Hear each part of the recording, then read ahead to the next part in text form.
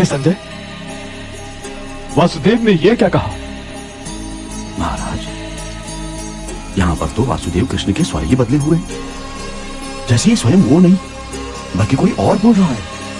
न मे पार्थास्ति कर्तव्यम त्रिषु लोकेषु किंचन नानवाप्तम अवाप्तव्यम वर्त एव च कर्मणि। त्रिलोक में मेरे लिए कुछ करना आवश्यक नहीं पार्थ, और त्रिलोक में ऐसा भी कुछ नहीं जिसे मैं प्राप्त करना चाहूं और प्राप्त ना कर सकूं। फिर भी मैं तुम्हारे सामने कर्म कर रहा हूं पार्थ, कर्म कर रहा हूं। यह दिखला रहा हूं, यह सिद्ध कर रहा हूं कि निष्काम कर्म के मार्ग पर चलते हुए जीवन व्यतीत करना संभव है।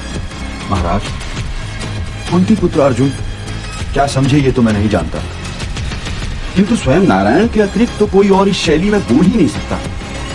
कोई और तो ये कह ही नहीं सकता कि त्रिलोक में कोई ऐसी वस्तु है ही नहीं जिसे वो प्राप्त करना चाहें और प्राप्त ना कर सकें।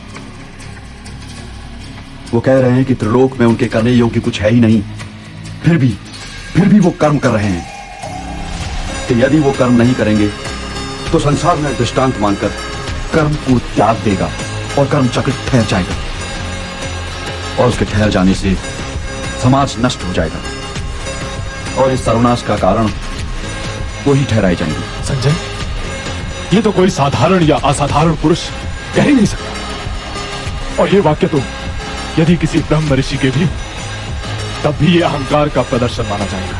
किंतु वासुदेव के उच्चारण में तो अहंकार की झलक भी नहीं थी महाराज। इसीलिए तो मुझे भी भयभीत कर दिया है संजय।